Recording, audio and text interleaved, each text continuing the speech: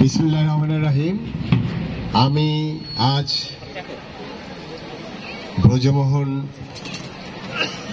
বিশ্ববিদ্যালয় কলেজের ১৩০তম ক্রীড়া প্রতিযোগিতার শুভ উদ্বোধন ঘোষণা করছি। আসসালামু আলাইকুম।